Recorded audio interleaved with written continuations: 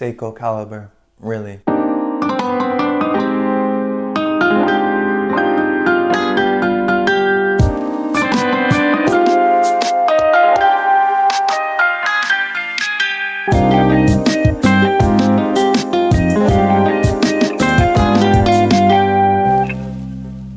Hi everyone and welcome to Shaluso, and yes, today we're talking about one of the most controversial moves and one of the most controversial watch movements released by Tag Heuer in recent history. I am of course talking about the Calibre 1887. So before we take a look into the caliber itself, I want to set the facts straight on the history of this caliber. Set yourself back to 2010. Breitling has just come out with the B01 in 2009, and of course Rolex released the Calibre 4130, so Tag Heuer wanted to get in on the action with their own in-house chronograph movement. Nothing too surprising. So when they came out with the Calibre 1887 in 2010, this seemed to be just it. They were billing it as this in-house developed Swiss movement. There was only one slight problem though. They had actually purchased the rights to the Seiko patent for the TC78, which by no means was a bad movement, but it was a little bit of a stretch of the imagination to say that this was a all Tag Heuer design, which is exactly how they were billing it. Now, of course, in response to the controversy, as the news came out, people realized how similar it looked to the Seiko caliber. Tag Heuer did its damage control, pointed out that they made several changes to the watch, such as enlarging the plate, reducing the thickness, and of course the fact that the caliber itself was still manufactured at their factory in Switzerland, all of which was true. But the damage was still done, and it left a bit of a bad taste in the mouth of the very collectors that they were trying to impress when they released this in-house movement. At the end of the day, the mainstream watch buyer doesn't really care about in-house movements. It is the watch nerds, it is the ones who are really looking into that actually care, and let's face it, they caught on. So as a result, after doing some damage control, eventually Tag Heuer did re-release the 1887, rebranded as the Heuer 01, mechanically identical to the 1887, it just had aesthetic changes specifically to do with the rotor design, a little bit of decoration. Quickly after though, in 2014, they had launched the CH80 project, which was actually resurrecting a project that started in 1969, and that eventually evolved into the Heuer 02.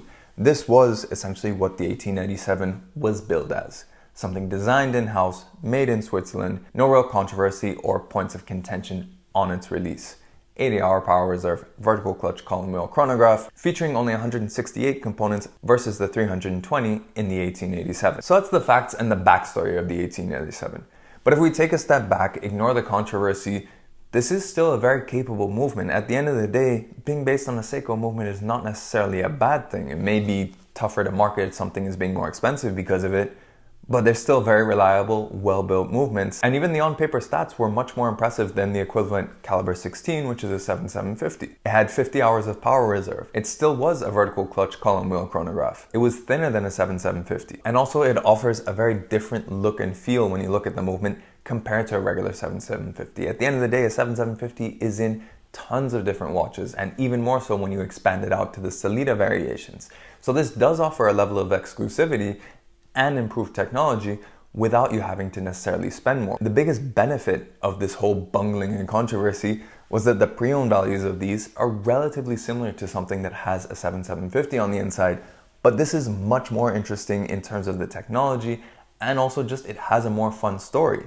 Whereas a regular Carrera Calibre 16, you can get it today, it's nothing out of the ordinary or special. These 1887s have a little bit of a nod to a very interesting part of Tag Heuer's history. They formed the basis of Tag Heuer knowing they had to move into this in-house side, and most importantly, they're very uncommon in comparison to their 7750 base variations. That little detail, having that little 1887 written on the dial, it becomes so much more of a if you know watch. There's now a whole batch of hidden gems amongst the Carrera line that feature this movement that has a much cooler story, arguably, than even the 02. It's one of the rare times where a movement really takes more center stage than the watch itself or what the design of the watch did for the industry. It really did set a little bit of a standard of pointing out that the watch buying public is a little bit smarter than some watch manufacturers will think. But let me know in the comments below, what do you think of the Calibre 1887? Does it bother you that it has some Seiko provenance, or is that perhaps a plus for you?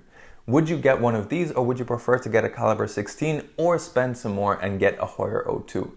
I'd love to know your thoughts in the comments below. Of course, a big thanks to CHRONEXT for lending in the Carrera 1887 featured throughout all this video. You can check their links in the description below to shop their huge range of Tag Heuers, including Carreras with the Calibre 16, the 1887, the 02. Make sure you check out those in the description below.